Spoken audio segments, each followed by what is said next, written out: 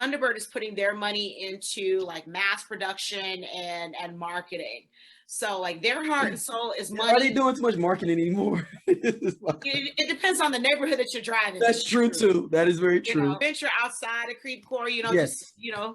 drive down Page, you'll see you'll see the demographic change and the Yes. advertising changes. Yes. And I can say that like when I lived in Chicago and I would bike, along like I would like bike down like Damon or Cicero or whatever, you would see the advertising change. Change. You literally would.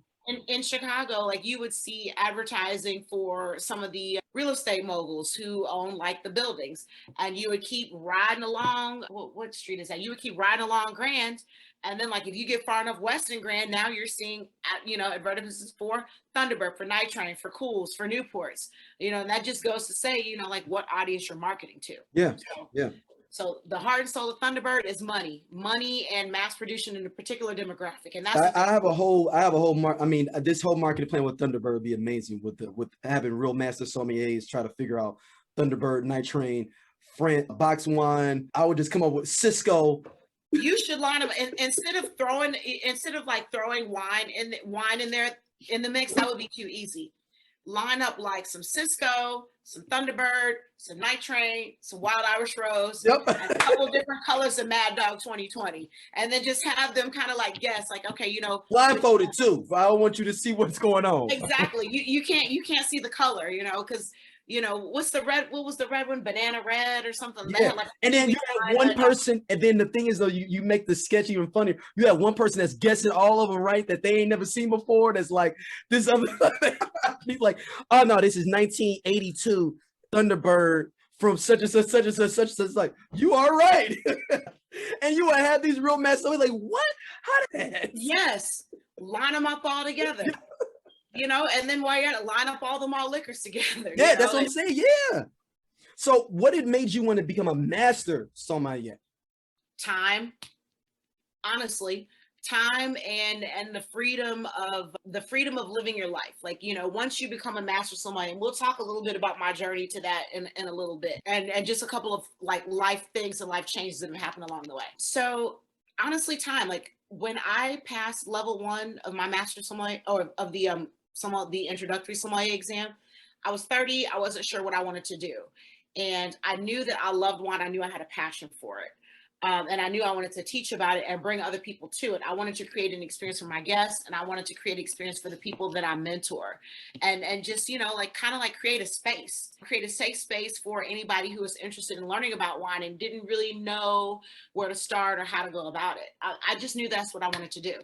And the more time went on, the more I had opportunities to take these exams. I took my certified exam in 2009. I'm also kind of like an academic person. I'm a little geeky, and I like learning about things and, like learning like how they work and why they work. Because for me, like it helps to connect the dots, and then I'm able to make it make that much more sense in my head.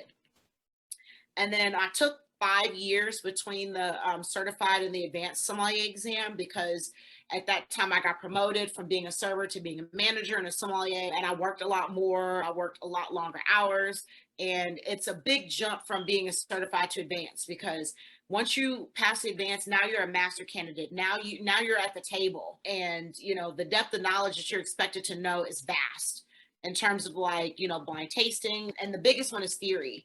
So like you have like an entire globe of wine and spirits to learn. And you don't necessarily have to know all of them, but you have to know the ones that are important and the ones that are relevant, particularly because you are, those are the ones that you're selling, and those are the ones that your guests are coming in asking about.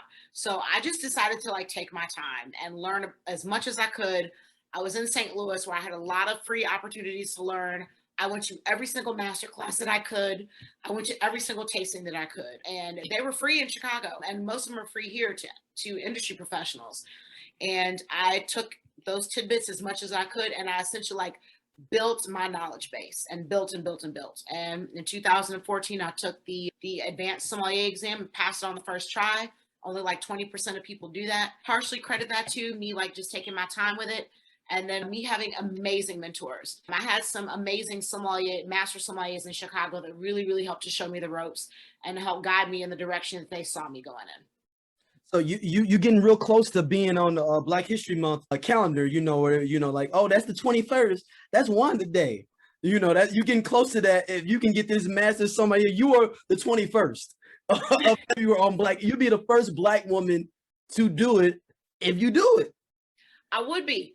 And that's Black History Month. You the 21st. That's what I'm saying. You on the Black History Month, the 21st. See, and when I started this journey, there was not a lot of people who looked like me. Like there were literally like a small few. There was a good friend of mine. She was actually the first Black woman that was certified. Her name was Cassandra Brown, and she and I are good friends to this day. And she's still in the game. She's also a flight attendant and doing some other things. But since that I have been in the business, there have been a couple of other Black women who've been added to the mix who are also in that, on that journey. Y'all off February 21st. Well, you know what? Honestly, there's room for all of us at the table. 100%. Yeah. There's room for all of us at the table. Even if 5 of us become master sommeliers. Oh, it'd be amazing. Amazing. But that's still like 5 among like the 300 globally that don't look like us. Yeah. You know what I mean? So like it's gonna, like, the playing field is gonna be like this for a while, so even if it's just a small amount of us, that's still like a small minority. And we are still gonna be, at least myself, I speak for myself, pulling up as many people through the ranks as possible. So even if I'm not the first, if I'm the second, the third, the fourth, the 10th, I won't be the last. You still on the calendar. I'd still be on the calendar alongside a few of my other sisters who are in this, who are on this journey, like Cassandra Felix out of Napa Valley. She's also studying to be a master sommelier. Also other Black women who are advanced sommeliers. There's Talia Bolden, who's in Seattle. She's an advanced sommelier. Other Black advanced sommeliers. Why is my mind drawing a blank? I can't remember her name. There's a girl out of New York who's an advanced sommelier. And then there's I literally feel like I have to go to my Facebook page then to just pull up these names. Don't judge y'all. I'm old, y'all. Like I'm a little old and I forget folks and I forget names. But anywho, long story short, there's about 5 or 6 of us who have achieved the advanced sommelier rank who are either pursuing the Master of Wine or the Master Sommelier exam. So what is it that, in mentioning Black women, what is one of the biggest challenges you felt and seen within the industry, particularly as a Black woman, seeing okay, there's people come in, you walk in and they're like, okay, yeah, the coat area is over there, you're supposed to be working over there, and you're like, no, hold on, here go my bag, my paperwork. I'm here for the tasting, not working coat check. So because most of my wine experience was in Chicago, I have to say my experience was different there. And that's one of the reasons why I love Chicago. In comparison to St. Louis, I feel like in Chicago, you get a little bit more of a fair shot. People in Chicago are accustomed to seeing people of different nationalities in different spaces. Whereas I feel like St. Louis has been a little bit slower in that regard. Some other names just popped in my head. We'll talk about that. Yeah, Alicia Calvert. She's also from St. Louis. Okay.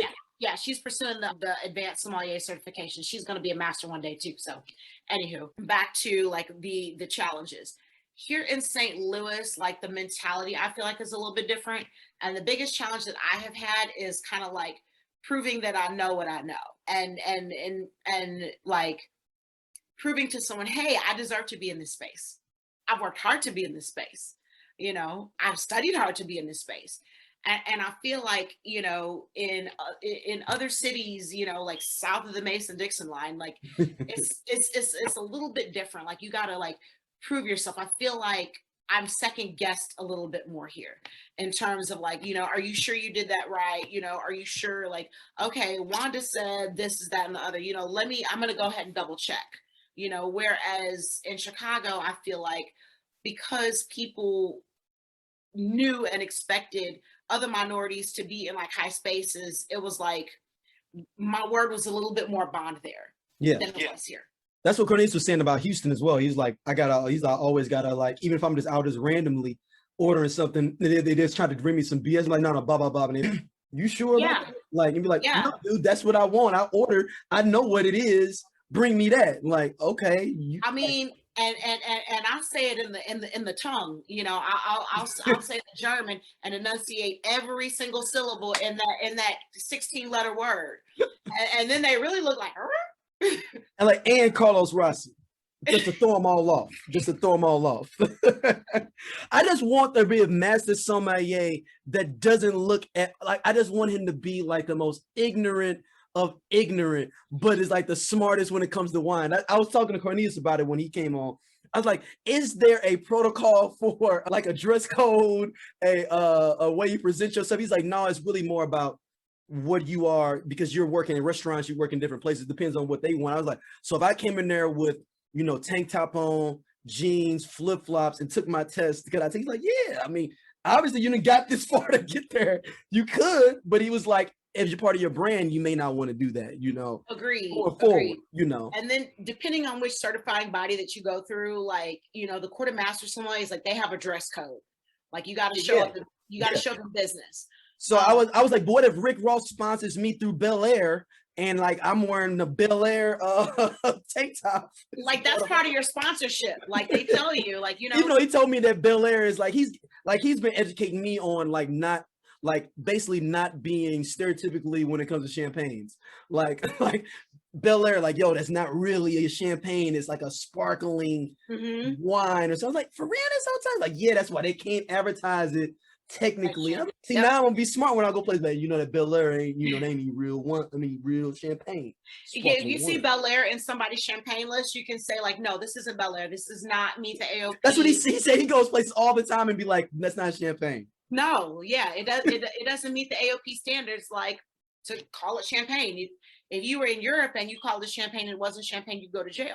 Good, like there are legalities and there's a governing body that like polices stuff like